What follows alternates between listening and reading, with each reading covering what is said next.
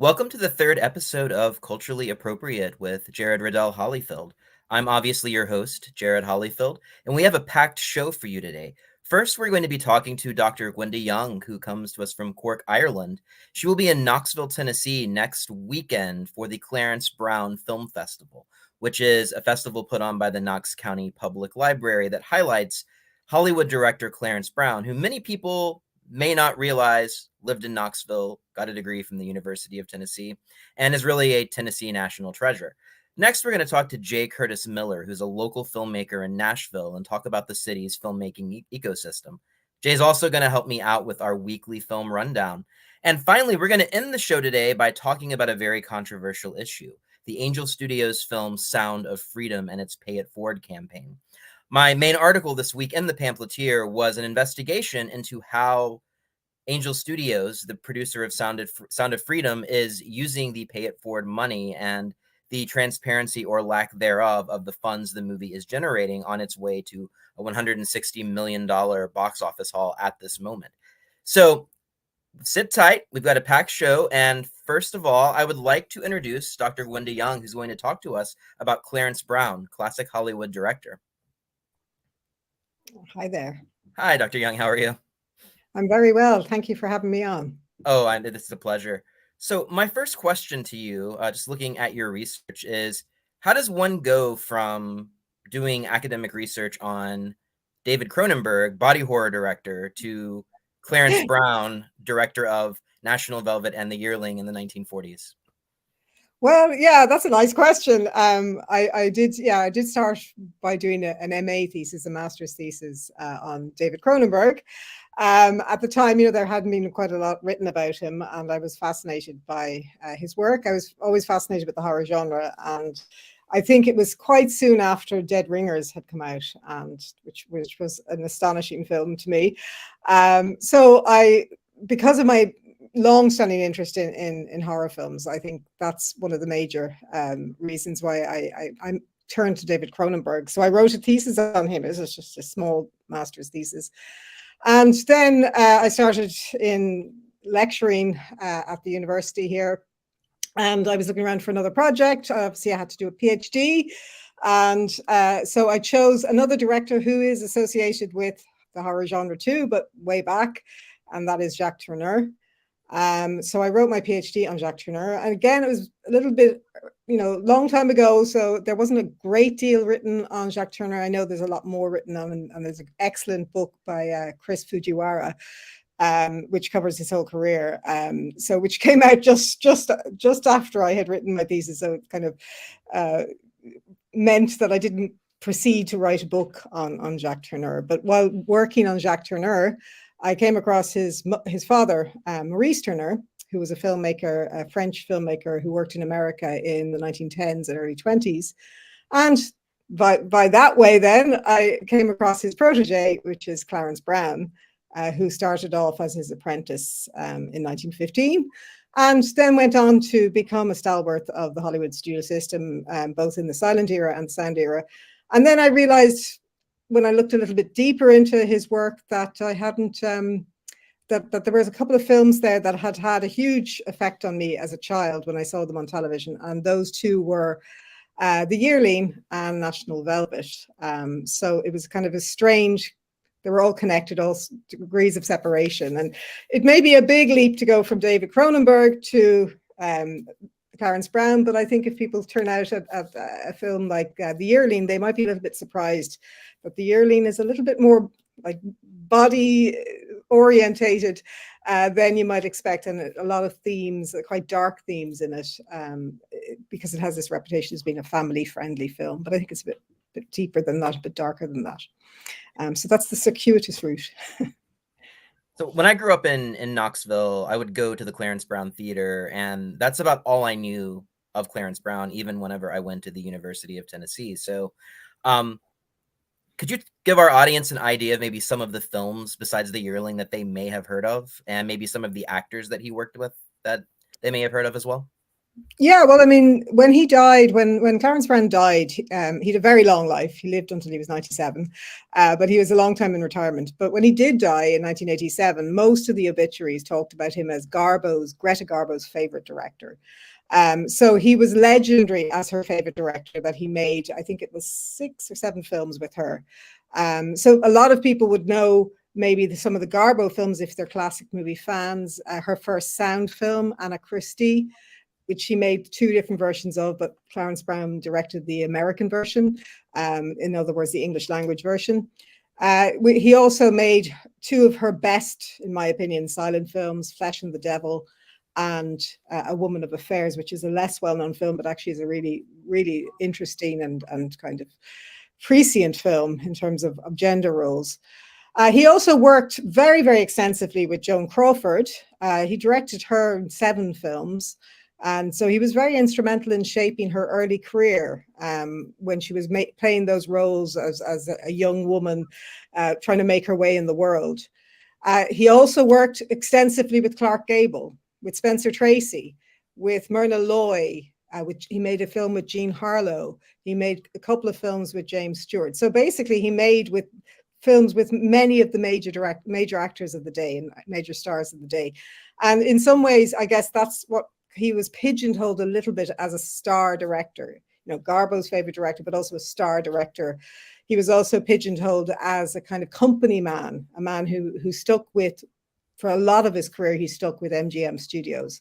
And to some extent, there was a sense that maybe MGM wasn't as adventurous and raw a studio as, say, Warner Brothers in the 1930s, or as sophisticated and European as Paramount in the 1930s.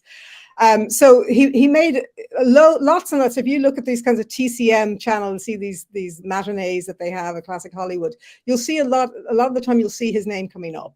You'll see his name coming up in the Garbo films, the Crawford films. You'll see his name coming up in the family films like The Yearling and National Velvet. And I think a lot of people will know National Velvet and Elizabeth Taylor and so on. You'll see his name coming up in some kind of unusual films such as Intruder in the Dust, which is an adaptation of the William Faulkner novel that he made in 1949, and which we will be screening at Knoxville, which is an astonishing film. I mean, really, it's something to watch. So his name is there. It's there on the credits. He was very well respected by his peers at the time. He was nominated as many times as Alfred Hitchcock for an Oscar. And just like Alfred Hitchcock, he never won an Oscar. Hitchcock did get an honorary Oscar eventually, but Clarence Brown didn't. But they were nominated an equal amount of time. So it's a case of him flying a little bit under the radar. He wasn't as well written about as Orson Welles or Hitchcock or John Ford or Howard Hawks, when that wave of auteur influenced analysis of directors' career was coming out in the 60s and 70s. Brown wasn't really recognized, except for some people's work, such as Kevin Brownlow being a really key person who interviewed Brown and had quite an extensive interview with him, which was published in The Parades Gone By, which is the seminal book on American cinema in the silent era. So. One of my favorite quotes about Clarence Brown comes from Andrew Sarris's book about the Hollywood cinema, where he pretty much brings the auteur theory to America, and he just basically says, subject to further study, and that's it. Your book, Clarence Brown, Hollywood's Forgotten Master, seems to be that further study. So could you tell us a little bit about maybe why you feel that Clarence Brown has been forgotten as a director, and why a film festival like the one Knoxville is putting on is so important? Well, first of all, I don't know that he's been entirely forgotten, and I'm not the only one who's written about him, as I said. Kevin Brownlow really led the charge of trying to rediscover his work, and his particular interest was the silent era. And Clarence Brown really excelled at silent filmmaking. He was a really accomplished visual director. You also had work done by people like John Baxter and Patrick McGilligan, Oscar Ramoldi. There's quite a few bits and pieces out there, but in terms of a full-length study, this is the first done in English. There's a lady in Spain who has written thesis, which became a book also about him in Spanish. Why he was overlooked. I mean, it's something that William Everson, the film historian, once said, was that probably it's a curse in some ways to be a director who is labeled by somebody like Saris as being a subject for further study. It's kind of an acknowledgement. Yeah, he's interesting, but somebody should do something about it. And then there's a kind of an apathy, maybe, that nothing gets done about it. Why was he overlooked?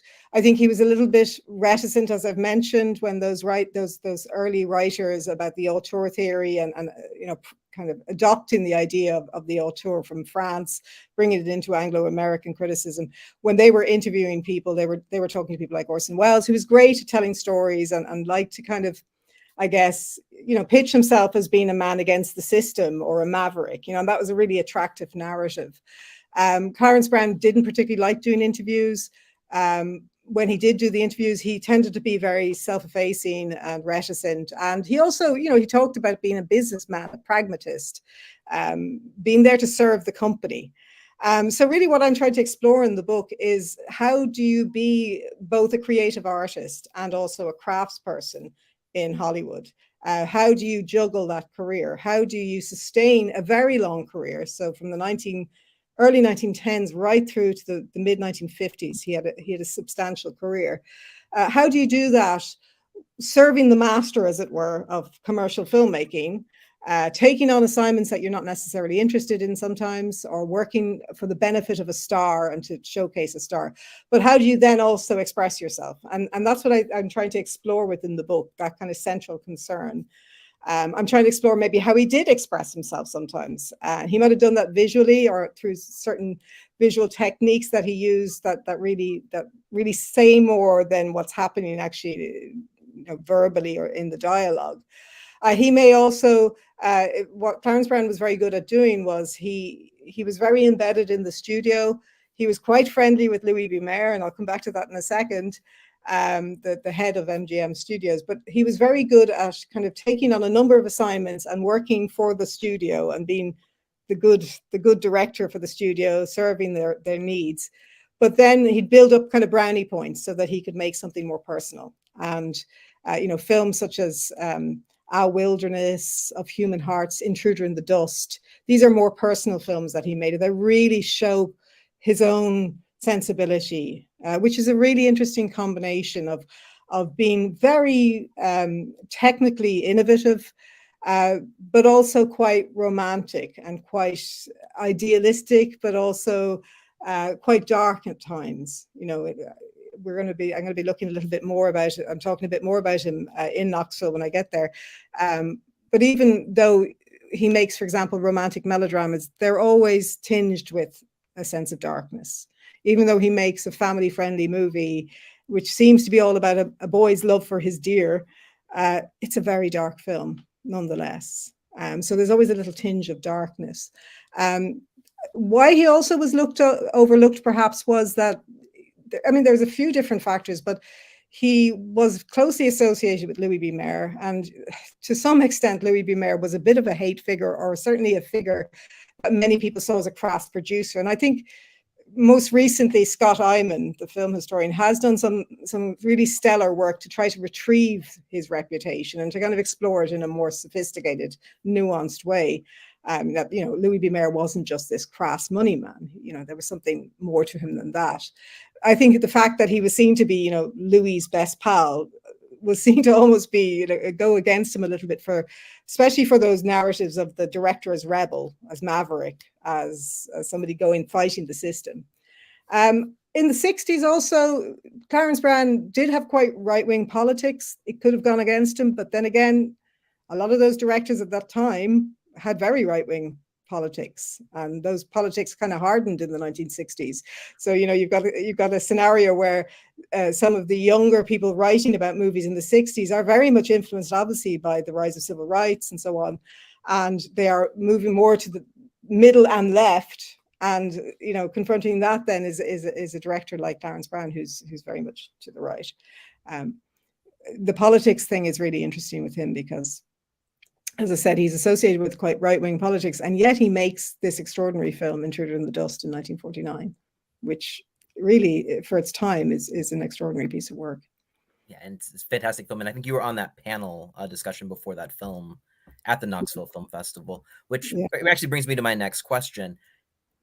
A lot of that what's been written about Clarence Brown talks about the way that he directed child actors, and I know that has a very special tie for this event that's coming up. So could you talk maybe about kind of one of the main attractions of the film festival, the main get of the film festival in terms of people that worked with Clarence Brown, and also why he had this reputation of being such a wonderful director of child actors? Well, I think he had a great reputation working with child actors, largely to do with, for example, standout performances like Elizabeth Taylor's in National Velvet. Now, she was not a novice. She had been in films, but she had only been in minor roles. So, that's an exquisite kind of film about childhood, about a kind of transition period of a young girl transition into being an adolescent, and her passion for an animal, the passion also for to express herself. And it really does. It's kind of got a timeless quality. And there's a luminosity about Elizabeth Taylor in it that's just, you can see the arrival of a major star. And by all accounts, Clarence Brown was very patient with her, was able to also be quite firm in the sense of trying to get her to avoid the kind of stage school acting that she might have thought was appropriate. So he was a tough director for his child actors, for all his actors. And that's something that Claude Jarman, who is a guest of the festival, it has talked about in his book and in many interviews, that Brown was a tough director, and he was tough to the kids that he worked with, but he was also patient with them. He was also able to communicate with them. And he gave several interviews in which he talked about listening, that being a director was about listening, and whether it be listening to Joan Crawford's fears about a particular film role that she was playing, her fear that she wasn't being taken seriously as an actor. He talked about how, as a director, when he's directing women know more about being women than he does. So listen to them, understand them, try to come to an understanding, let them have the space to express themselves. And he was a wonderful director of women, and really his films are extraordinary in terms of, and I think they'll surprise people, films like Smouldering Fires and The Goose Woman, which are both screening at Knoxville, and also Anna Karenina. It'll surprise people how prescient his films are in terms of their engagement with issues about how women are forced and squeezed into roles within society, how they're punished for being different. He has real sympathy for the underdog, and sometimes that's a woman. But then, leap forward to his work with children, which starts really in the 1920s in The Signal Tower, which is a film that you're going to screen in Knoxville as well, where it's a lovely performance by Frankie Darro. You're going to see the same kinds of methods that are used by Clarence Brown, of patience, of listening. He did talk about that as well, that, a child knows what it's like to be a child. And therefore, when he was directing National Velvet, he encouraged Elizabeth Taylor to, feel and sympathize with the animal, the horse. And that wasn't a big leap for her, because she loved the horse and she had a great empathy for animals. The same thing, I'm sure Claude will talk about this at the festival, that Brown encouraged him, and he was a complete novice. He'd never been in films before. He encouraged him to be natural, to react naturally. So when the awful thing happens in the yearling, it wasn't hard for Claude Jarman to cry and to be emotional, because he had formed a connection with the animal that had been used, the main deer that had been used. So what makes him a great director of children is he sees something in children. He sees something, it's something that is kind of this pure, but it's not necessarily always sentimental or saccharine. He was able to show some of the kind of darker side of children as well. And we're not showing that film at the festival, but The Human Comedy is fascinating as a film because of the performance of Jackie Jenkins, Butch Jenkins. But you'll also see Jackie Jenkins, the child actor in National Velvet. And he's just an extraordinary little boy. And Brown you can get a sense that Brown just is enjoying making this film with him, because he says the most extraordinary things, and it's left, it deviates a little bit from the script, but he leaves it in there. And Claude Jarman, who is the star of The Yearling and Intruder in the Dust, will also be at the festival, and you're going to be on the Intruder in the Dust panel with him as well, correct? Yes, I hope so. I think I'm with Robert Booker and Chuck Malland and Claude Jarman. So yeah, we're going to talk a little bit about the film. And honestly, I can't emphasize to people enough. This is an extraordinary, interesting film, a really, really interesting film made by a veteran director, a director who had been brought up in the South, and it's incredibly sensitive as a product of its time, yes, but also quite radical for its time. And so we'll have a wonderful performance by Claude Jarman in that, and also Juano Hernandez, the Puerto Rican-born actor who plays Lucas Beecham, who is extraordinary in the film. I mean, he owns that film, with no disrespect to Claude. That Lucas, the Juano Hernandez is an extraordinary screen presence. So at the festival, there's going to be an outdoor screening of National Velvet, The Yearling, Intruder in the Dust. There are also going to be live musical accompaniments, live scores, and use of the Tennessee Theater's Wurlitzer organ for some of the silent films. There's 7 films in total, I think, that are going to be screening. What are you most looking forward to, either of the screenings or of the events surrounding the festival? And what do you think audiences who may not be used to watching classic Hollywood movies would gain from going to this event? Well, I don't think you can't really beat a film like The Eagle screening in a historic theater. I mean, it's the way it should be screened, with live music. The same with The Signal Tower. I mean, these two cracking films. They're really fast moving. So people dispel this idea that, silent films are old, creaky and old. These are really fast moving, little crackingly suspenseful films. The Eagle is very funny. People may or may not be familiar with Rudolph Valentino. Sometimes maybe people associate him with the kind of chic roles, the roles of the kind of slightly melodramatic, over the top, kind of slightly dated roles now. But when you see him in The Eagle, you'll see what a really, really interesting, funny actor he could be, what a great comedic actor he could be. So I'm really looking forward to seeing The Eagle on the big screen. Especially also looking forward to The Signal Tower, which is one of the first really brown films. In other words, films where he really puts his imprint onto his work. It's a real, in a way, a formulaic film, in the sense it's one of those melodramas where it's a kind of a menage a trois, and there's a villain in it, there's a good guy, there's a woman in peril, and so on. But it's brilliantly told, and fantastic use of landscape. And when you then jump forward to Intruder in the Dust, you'll see the same use of landscapes, a very interesting use of landscapes and sound and visual, the aesthetics being really, really strong. So I'm really looking forward to the ones that are playing in the Tennessee Theater. I'm very much looking forward to seeing National Velvet, and I'm hoping that people will come out and see this film because it's got such universal appeal. I mean, I'm looking forward to everything. I'm looking forward to seeing Claude Jarman again. I'm looking forward to meeting lots of people like Chuck Malland and Farron Smith-Nemi. And going on a little bit of a trail of Clarence Brown's haunts, and immersing myself. This is, I think, my 3rd trip to Knoxville.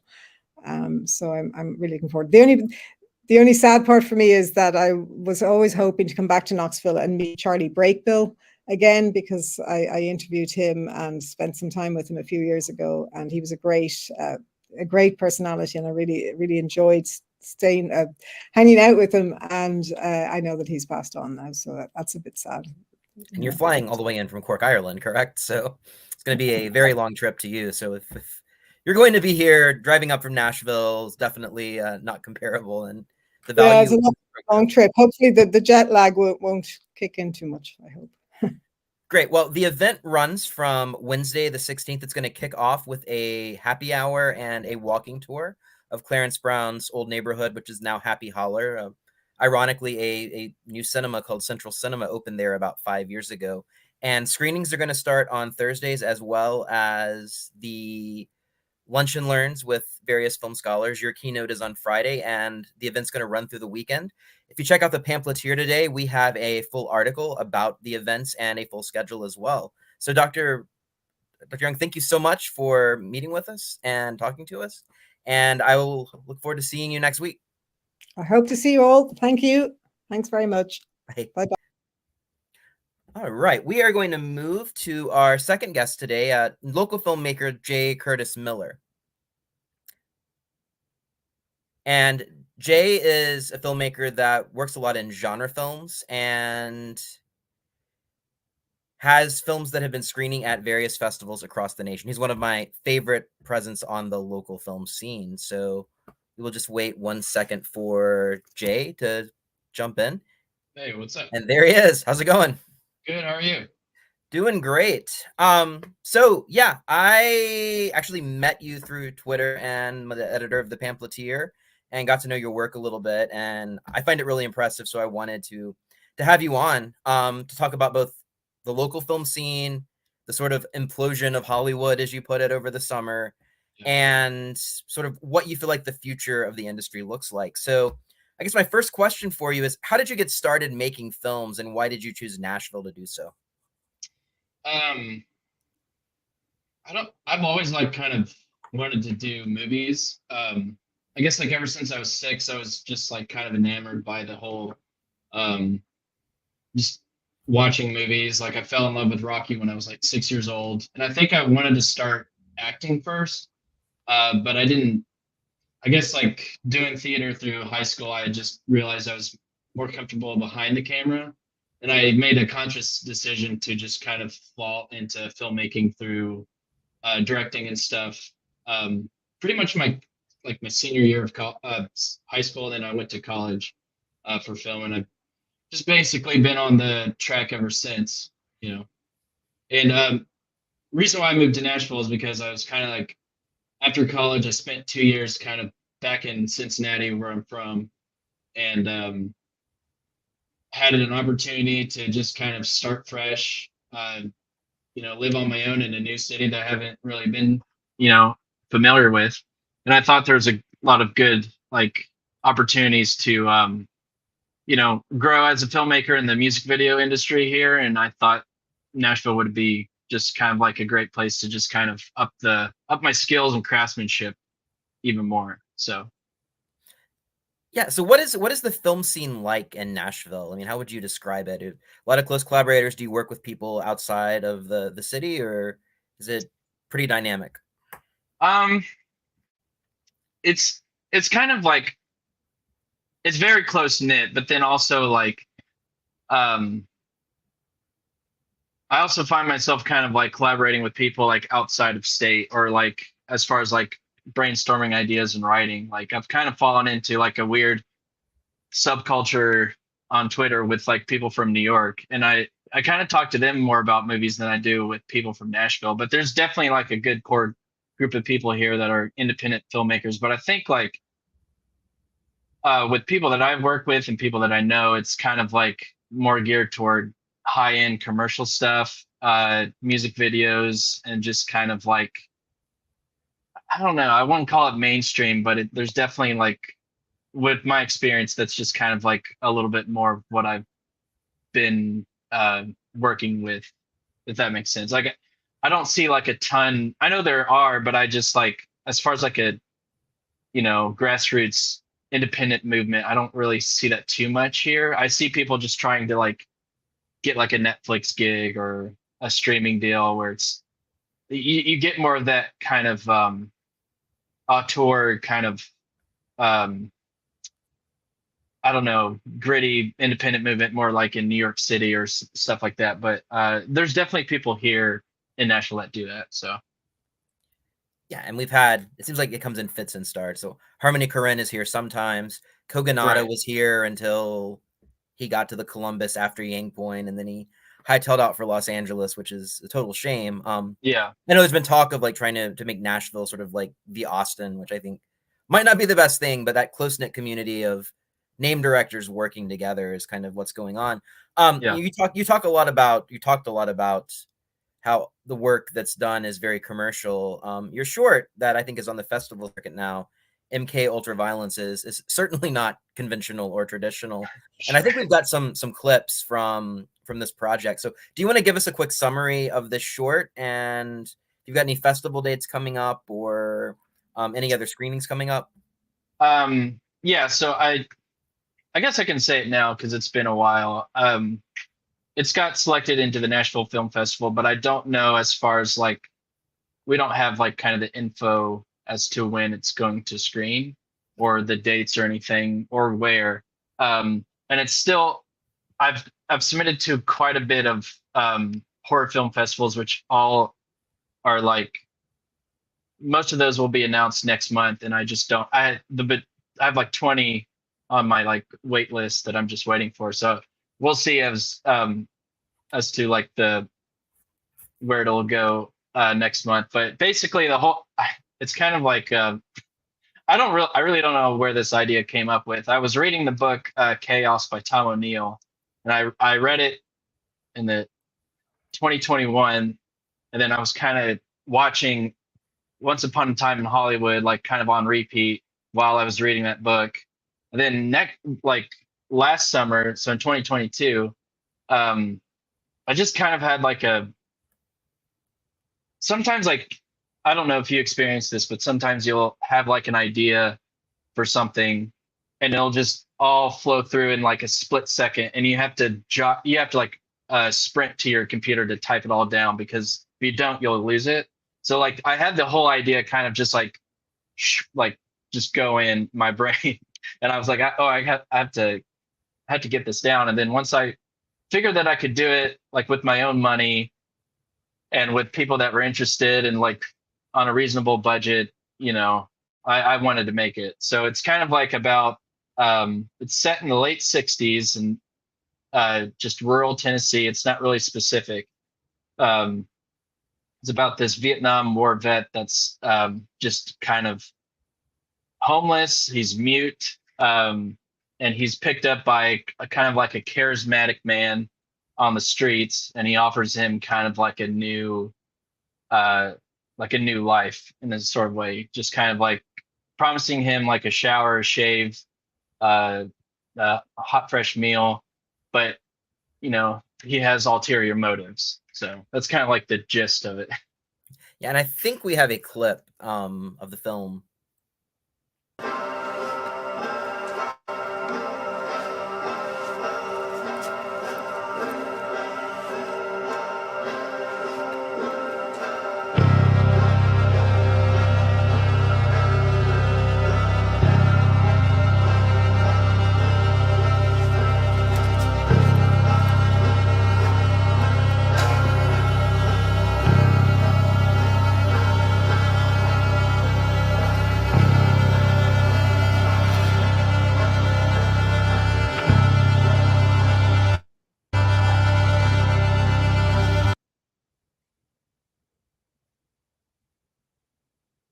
So one thing that really strikes me about your work is it doesn't have that sort of stereotypical indie kind of washed out look. Sure. Your colors are really dynamic. Your story is also seemingly it's about something too. So programming in film festivals and seeing a lot of these movies, there's a lot of stuff that to be polite is just not very good. And when I saw your movie, it really popped for me. It really worked. It's one of the best short films I've seen in quite a long time. And Thank you. I knew it would have a really good festival life once it started making the rounds. So this festival, this is not the first short that you've made, right? You've made previous work before. Mm-hmm. And do you want to talk a little bit about your previous work? And I think we have clips of some of it as well, and just sort of what festivals those films have played in, or where those films have screened. Sure. So I made short films in college, but I don't know what it was. Like, I was just kind of like not really, I didn't have my voice yet, and I just didn't feel like I don't know what it was, but like the minute I graduated, I just like that whole summer, I just kind of felt like I was unshackled in a way, and I could kind of like make movies of what I wanted to. Because I went to a private Christian college, and there's just like stuff that you couldn't really tackle or you couldn't really freely express something. And it's not like I was doing some of the stuff ideas that I wanted to do were risque, but like obviously I've fallen heavily into like genre cinema since I've graduated. And ironically, like I that's what I grew up with, and I was kind of like for 4 years when I went to college, I just kind of forgot about it. It was like suppressed in ways. So when I graduated, I kind of like was freed up to explore that those sensibilities. Um, so I started doing just like kind of my own short films. I did one right after college, actually with my grandfather, just about kind of it's set on Thanksgiving Day, and it's just kind of like him reminiscing about his wife, who's obviously like not there anymore, and he just kind of like reflects on his um, just kind of like how life was like 50 years ago, and just kind of contrasting that kind of idyllic 1950s style like lifestyle with now, and just kind of being old and alone. um and 2 years 3 years ago, I made a film called White Flight, which is kind of like my first, I would say, like legitimate short, because I've always kind of like explored short films, but I never really took it too seriously because I was always kind of like apprehensive about the festival circuit, because it's really it's, I mean, it's tough. It's just tough to get in, and it's tough to like spend so much money on um let alone the budget, but even just the submission fees in general. But that was the one that I was like, okay, I'm confident now, and kind of like making this short. So I made that, and that also got into Nashville Film Festival, and it actually went to the Knoxville Horror Film Festival too, where it won best regional short. So those are like that, including MK Ultraviolence, are kind of like my three kind of I guess like my preferred short films that I'd show it people, and then I've got a few in development right now. So And for those people that aren't familiar with the film festival circuit, it's especially for shorts, it's not a cheap thing. I mean, a lot of entry fees are $70 each. You're yeah, not always sure. I mean, some festivals like Nashville have very good screening mechanisms in place, yeah, but you don't know who's watching your film. You don't know if somebody that hates horror movies happens to see right, your movie. And yeah, then it costs about $1,000 to end up making the trip and going for 4 days with hotels and mileage and everything. So yeah, it's this is not a glamorous gig in any right. way, but it is very artistically fulfilling. I think we have a clip of White Flight as well, if I'm not mistaken. So why don't we take a look at that one?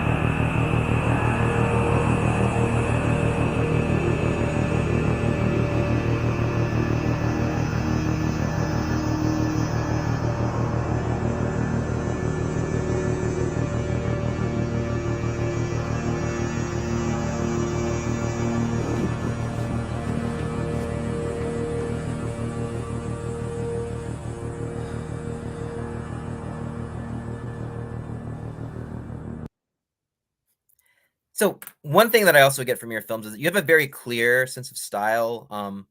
You also really use the frame very well. I mean, every shot seems designed. It's not just a bunch of people in apartments, which are probably about 70% of movies that are on the independent film circuit. Right. So that's one of the reasons I'm such a big fan of your work is you've got a very clear aesthetic style that is very apparent in all of your work. Thank you.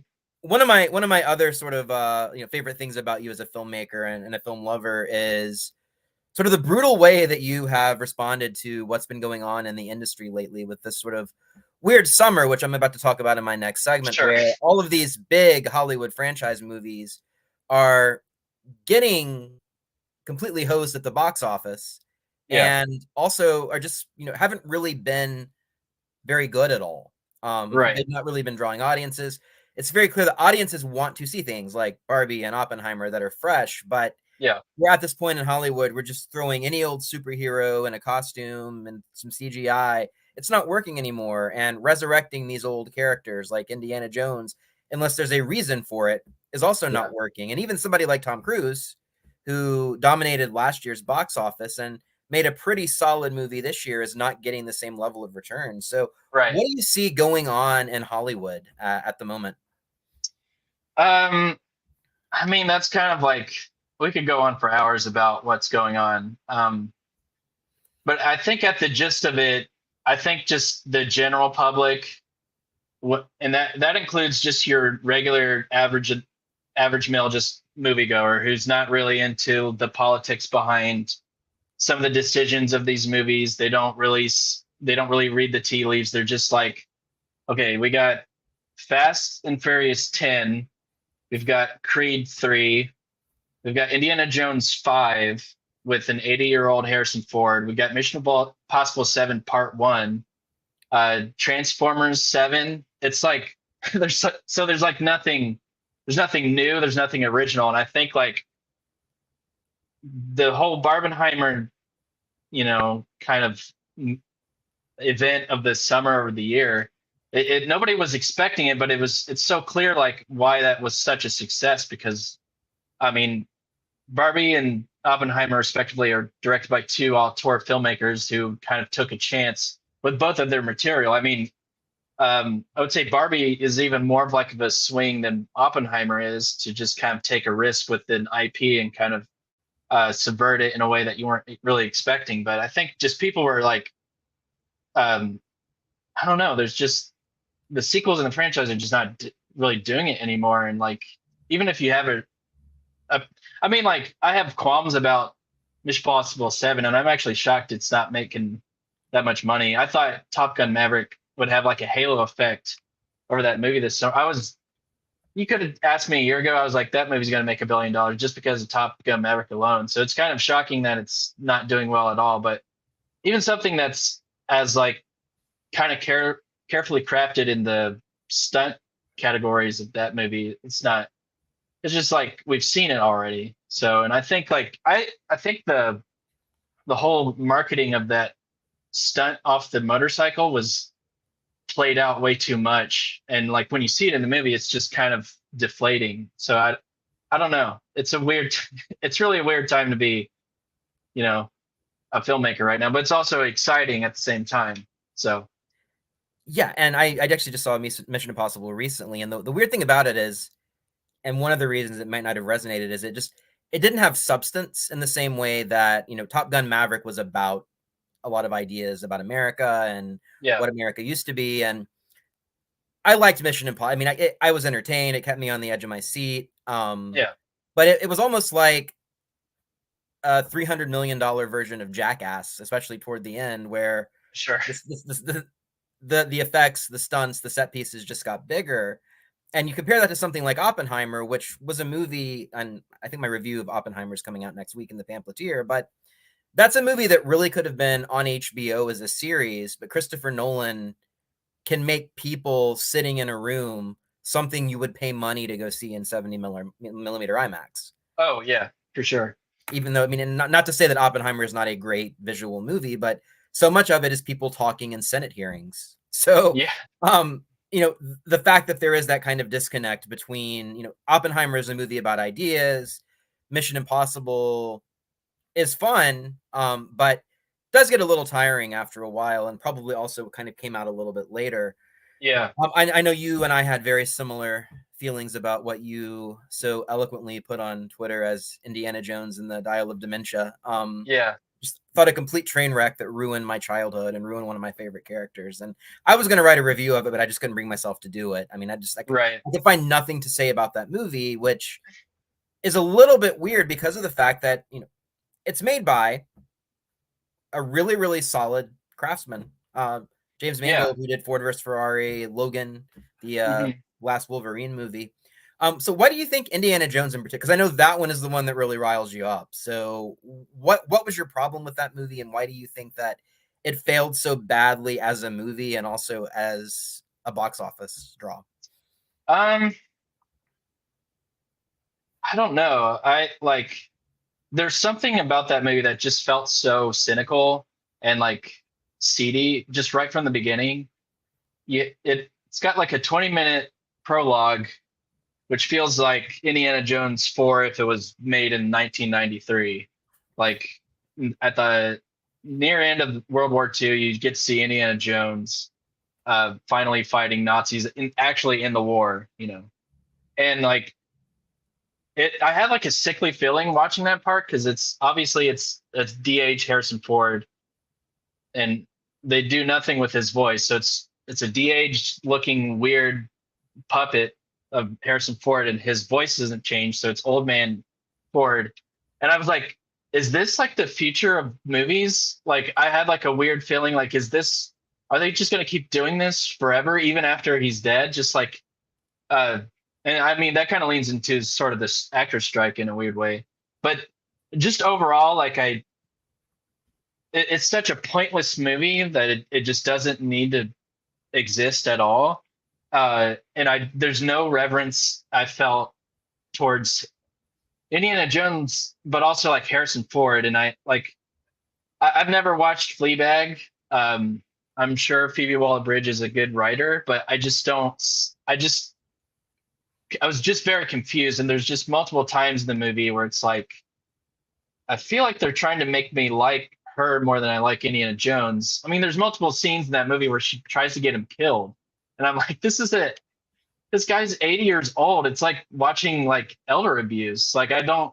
This is weird. And there's just so many times when that movie where it's like you're, I don't know, like would you treat your grandpa like this? Like I don't know. There's just like so many things. It just like it just felt like a lot of disrespect, I guess, to the movie. So Yeah. um, And there was an article about her that came out recently called Phoebe Waller-Bridge Franchise Killer, and talked about her performance and her work on Solo, and then No Time to Die. She helped write the script, which was probably one of the weaker Bond entries, despite having one of the most accomplished directors. So, well, yeah, go ahead. that movie, I mean, like just real quick, I feel like I liked that movie a lot more than Indiana Jones 5. For some reason, that worked a lot more for me, even though that is kind of like a deconstruction of Bond, but it does it in a way where he's still kind of Bond. This didn't feel like Indiana Jones to me. Right. Like, and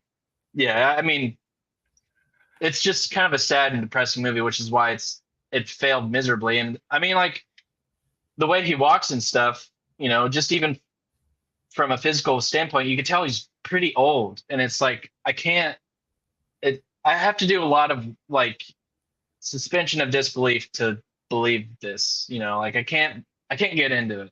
So Yeah, I definitely understand where you're coming from. So pretty much at this point, I mean, I think it's safe to say that the summer movie season is over. We're at that point where after Ninja Turtles last weekend and after Meg 2 The Trench, which I am desperate to see as soon as I possibly can, even if it is a train wreck.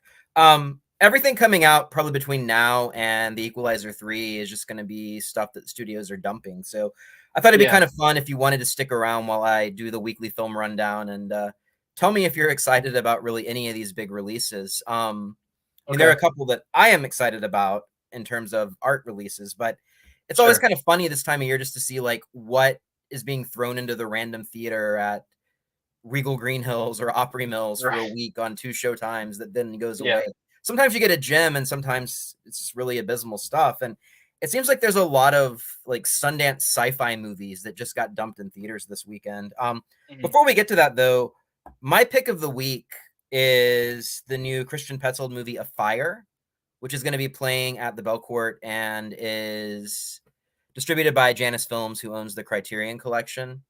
And this is a movie that is about a forest fire on the Baltic Sea. There's these vacationing hipsters, and this vivacious woman comes in and basically starts mocking this sad sack writer. I don't know if you've seen the trailer for this yet, but to me, it's one of those movies that could really go either way. But I think it's going to be Sure. really good.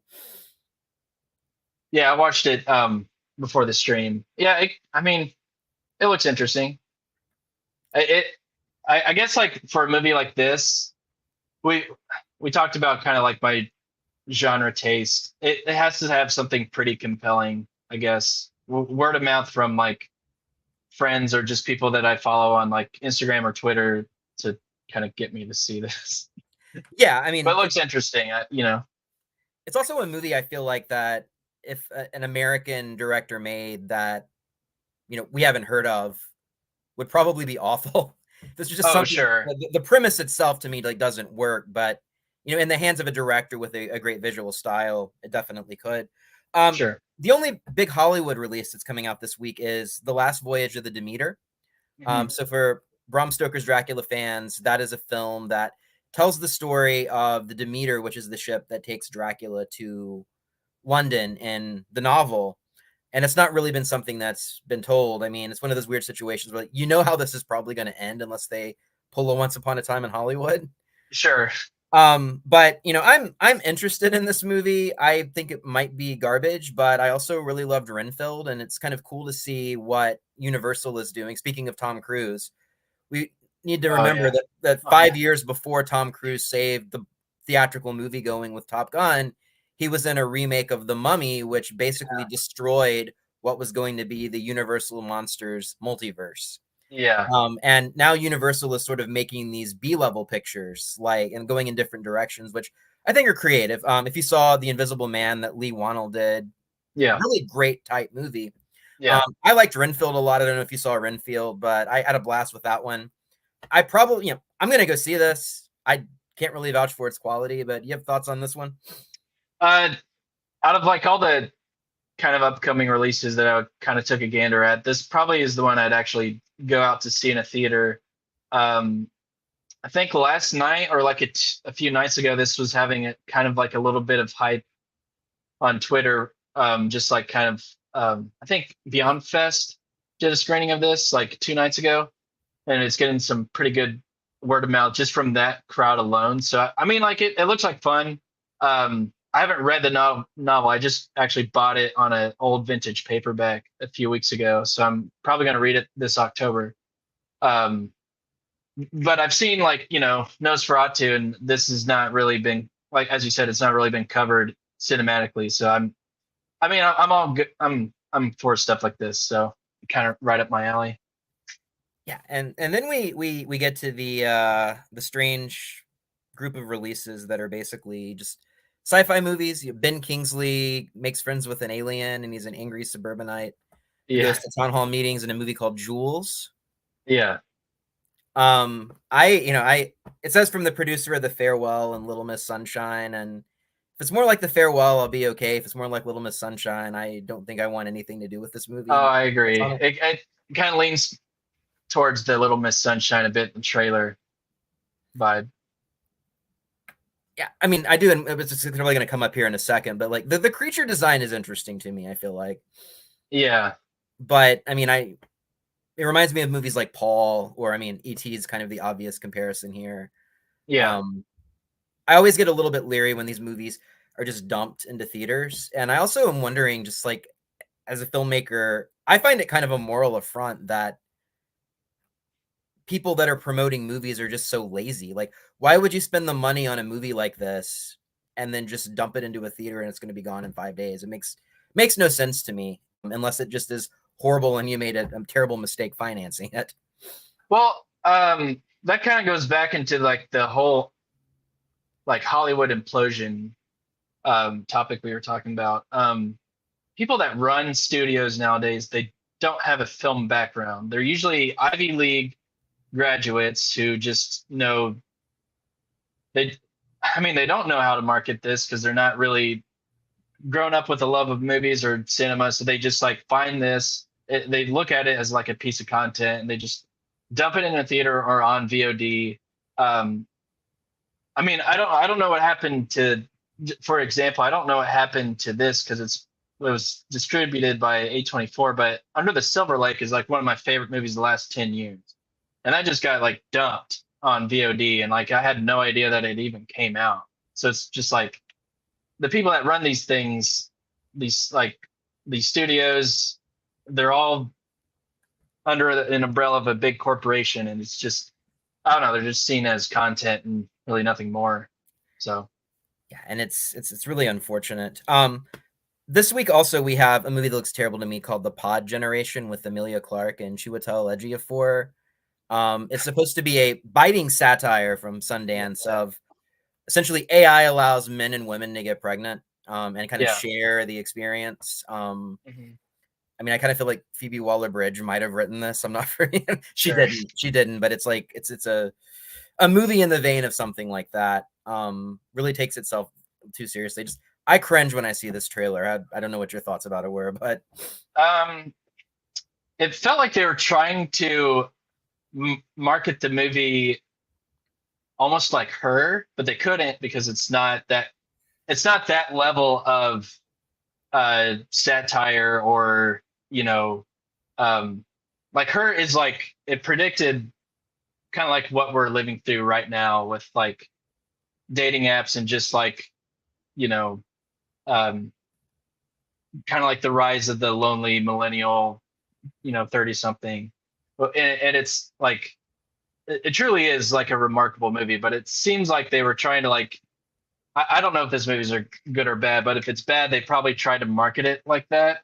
Just kind of the way they pull quotes and make you think that it's something more than it is or something. I don't know. yeah, I think I might pass. my favorite quote here is a great conversation starter. And just sort of if a movie is released coming out of Sundance in the middle of August with like a 30% Rotten Tomatoes rating, it's a lot of red flags there for me. Um, Right. we have a couple of other movies opening. I don't know. Regal dumped the trailers last night. There's another sci-fi movie called Aporia with Judy Greer that is about her realizing that her physicist friends created a time machine and she could retrieve her husband who died in a drunk driving accident. He was hit by a drunk driver.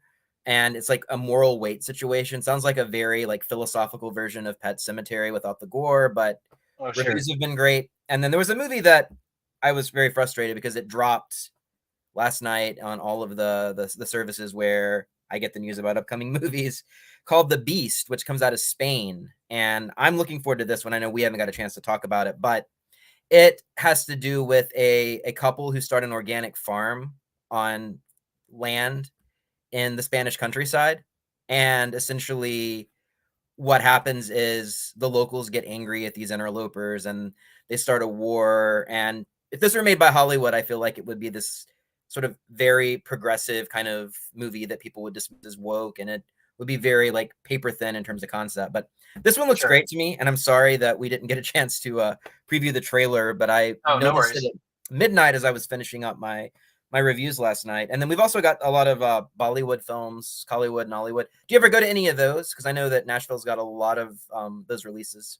No, but I need to. I'm glad that I finally got to see RRR earlier this year, but uh, now that I've seen it, I wish I saw it last year with like the Bollywood crowd. Like there was apparently a premiere at the I think the Regal 27 or something, one of those. That would have been I think it would have changed my life forever if I went to one of those because that movie it's still it came out last year, but it's my favorite movie experience of the year so far. So Yeah. I've been trying to get into more of that stuff recently.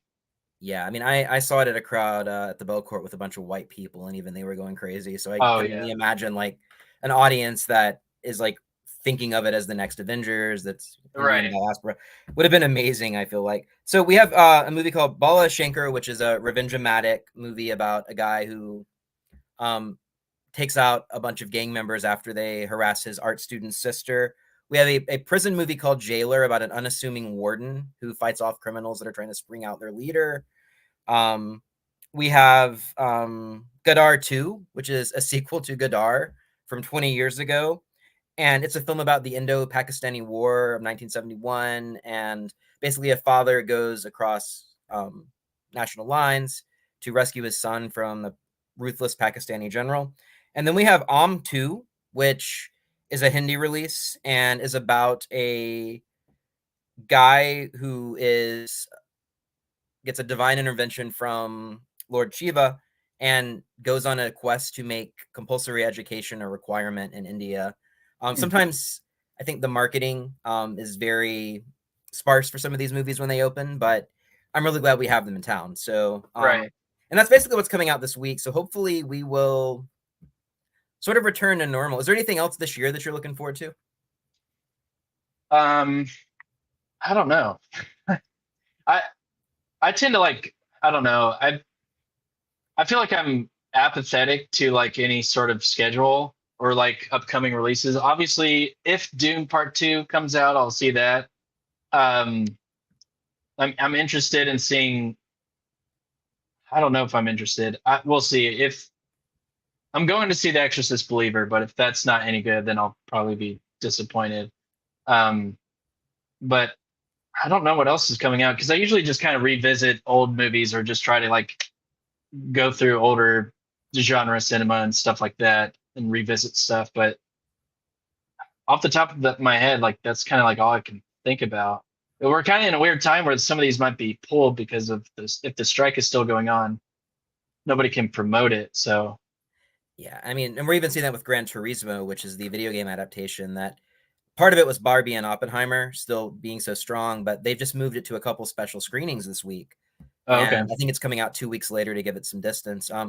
I am excited to see Park Chan-wook's Old Boy in 4K starting right, Wednesday, yeah, which I will be writing about next week since it's sort of coming out toward the end. And yeah, the mhm, Exorcist for me is kind of the make or break film of the year. I mean, I'm excited to see like Yorgos Lanthimos' Poor Things, which just got pushed back 3 months. right, And you're right. I mean, we could be at a situation where we're watching Wonder Woman 1984 in theaters again by November. uh, So right. I guess we'll see. I hope we don't go through another year of just like not like a just slog of nothing and just really bad direct to video releases. Like I don't, that was tough in 2020. You know. For sure. Well, Jay, thank you so much for joining us. And we will be talking about your films as they're screening in Nashville whenever the time comes. So it was a pleasure talking to you. Yeah. Thanks for having me on. This is fun. Oh, great. Have a good one. Yeah. You too. So our last segment of the day deals with the article that I published yesterday in the Pamphleteer about the movie Sound of Freedom. It was an article that I felt compelled to write, but also one that I think we were a little bit ready for blowback on because we tried our best to get behind and investigate some of the lack of transparency about this film. For those of you that have not seen Sound of Freedom, it is a film that is about Tim Ballard of Operation Underground Railroad, who went rogue after working for the Department of Homeland Security and ended up going to Colombia and rescuing a child who was a victim of sex trafficking after finding her brother during a raid. This is based on a true story loosely. We got a 5-hour energy drink commercial that just popped in the middle of the trailer. This movie has been the success of the summer. $160 million, beat out Mission Impossible, Fast X, Indiana Jones, and Transformers Rise of the Beasts at the box office. But what's a little bit iffy about the movie is that it rose to prominence and made headlines when it beat Indiana Jones at the box office on the 4th of July, 5 days after that movie's release, because of this Pay It Forward program. So Angel Studios is the production company behind The Chosen. And they are a company that raises most of their money through Kickstarter, through crowdfunding, and gives investors a return on their investment. So as opposed to just donating to a Kickstarter campaign and getting a free ticket or whatever, you actually can invest in a project.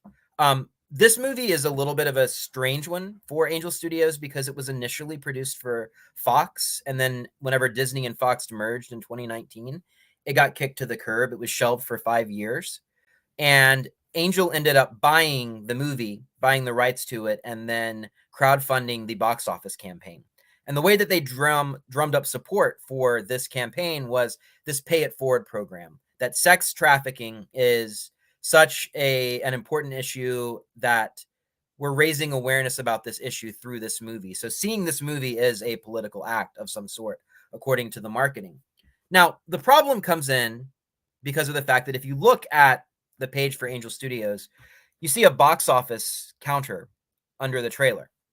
So the movie hoped to sell 2 million tickets or get 2 million tickets donated through the Pay It Forward campaign, and it did, and that is one of the reasons that it beat Indiana Jones by $60,000 on the 4th of July. So 15,384,531 tickets have been sold, according to this real-time counter on the website. But Angel does not make any distinction between people going to the box office and buying tickets and tickets that have been donated. Now, that might not seem like a big deal. Who cares? They're donating money, or they're donating free tickets to people who might not be able to afford to see this important story. But there are a couple of problems here. One is the box office transparency issue. How much money did this movie actually make? Did it really make $160 million, or are those numbers juiced? One of the things that Angel has been doing, according to a lot of people in the industry, and I will say I have reached out to Angel Studios multiple times. I've been in touch with their PR team. They've assured me they were going to get me some information about what percentage of tickets were actually sold versus purchased, where the money went, all of the financials, and I have not heard back from them. They could not be reached for comment, and we went ahead and ran with the story anyway this week. But we have no idea how many of these tickets were bought and how many of these tickets were bought in bulk. One of the other main issues is that you can buy a ticket for Sound of Freedom for a $15 flat rate on Angel Studios' website. But most theaters, unless you're on the coast, tickets do not cost that much. So, for example, Central Cinema in Knoxville, whose co-owner William Mahaffey I interviewed for the article, all of the movies at their theaters cost $10. So Angel Studios got paid $15 for people to claim a free ticket that only costs $10. So there are questions about where that $5 is actually going. And Angel has a disclaimer for those wanting to pay it forward that says, we'll try our best to use this money to buy people tickets, but if not, we reserve the right and have full ownership of the funds to promote inspiring entertainment. So we don't really know where this overage is going, even though we've tried to find out. One of the other issues that's a little bit curious about the Sound of Freedom plan is that the studio has asked nonprofits that work to combat child sex slavery and child trafficking to organize screenings of Sound of Freedom at their local multiplex, buy the theater out with their own money, and if it reaches 70% capacity, Angel Studios will write a check reimbursing that nonprofit for all of the costs. Now, Angel Studios could have easily said, we're donating 40% of our profits to various causes. But what they're doing in this case is goosing the box office numbers again, because a group rents out a theater, sells this many tickets, box office gross goes higher, and is able to contend with these Hollywood movies with artificially inflated numbers. So all of these are major issues that people are bringing up. There have also been reports that Angel has asked churches to ask its parishioners to donate money to the churches earmarked for Sound of Freedom tickets. And Sound of Freedom gets more box office money. People can then deduct those contributions off their taxes. So it's a win-win situation that, again, artificially inflates the numbers of this movie. Now, ideologically, for the conservative movement, this success is not a good thing. In some ways, it might be the death knell for the right. The problem is that the movie is not good. I wrote a piece about 3 months ago called There Is No Culture War. And when a movie like this has a kind of reaction where the box office says that it is on par with Mission Impossible Dead Reckoning Part 1, or on par with a movie like Guardians of the Galaxy Volume 3, and it's not, and any clear audience member can look at it and see that the production quality is lower, that's an issue. Sound of Freedom is just not a good movie by any objective measure. It's kind of trying to have it both ways. It's a movie that's essentially a vigilante story like Death Wish or Dirty Harry, or a conflicted cop story like Cruising or The French Connection. But all of the grit, all of the interesting character development, all of the philosophical questions about what happens to a decent man who poses as a child sex trafficker. How does he contend with his family? How does he reconcile what he's doing? How does he not let this darkness consume him? The movie's not interested in these questions at all. And the result is that we see maybe 3 scenes of Tim Ballard's character with his family. We have Oscar winner Mira Sorvino in the movie, who is basically has 10 lines, and the entire thing is completely wasted. And the side characters of the movie are much more interesting than the main characters. So this is not a movie that anyone with a conservative ideology should be proud of. It's not a movie that really has any aesthetic sensibility. And it's embarrassing that this is the best that the conservative movement has to contend with what it considers woke Hollywood. But even more importantly, the reception to the movie from conservatives has done a lot of damage to the reputation of the movement. You may have heard stories about how people have gone to see Sound of Freedom and a sold out screening only has half of the tickets sold. It's only half full. Well, that's not a conspiracy on the part of Regal or AMC. That's part of this pay it forward ticket plan. You don't have to go see the movie, apparently, for the box office to count. So somebody could buy out a theater, nobody could see the movie, and that money would still count. People are also all over Twitter talking about how movie theaters are turning off the air conditioners or setting fire alarms in order to get people not to see this movie in order to suppress it, which makes no sense because, as we just talked about in our last segment, the movie exhibition industry is struggling, especially in the wake of this actors' strike and this writers' strike, in which we might have a bottleneck of content for the foreseeable future. So why would theaters that are already trying to recover from COVID actively try to work against their own financial interest? It makes absolutely no sense. But the biggest issue for me is conservative influencers like DC Drano and Steve Bannon succumbing to reductive thinking. In the wake of Christopher Rufo's exposure of CRT, one of the main criticisms of that movement is that anybody that critiques critical race theory, anyone that has an issue with it, is just racist and needs to do the work. It's dichotomous thinking. It makes no sense. But anytime anyone has criticized the movie Sound of Freedom, they've been accused of either being a pedophile or supporting child sex trafficking. Even if this is something as simple as saying the movie is not aesthetically good, even if that's bringing up questions about Angel Studios' financial arrangement with Hollywood and with its own investors. So this is a movie that's bringing out the worst in the conservative movement.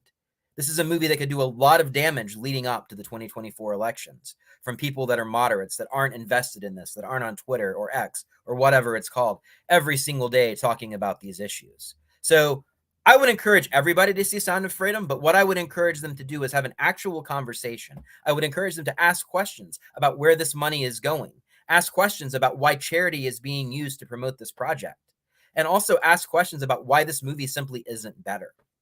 You can read my article at thepamphleteer.co. So that is all we have today. We ran a little long on this show, but it was jam-packed. So we will be off next week, but we will return the week after.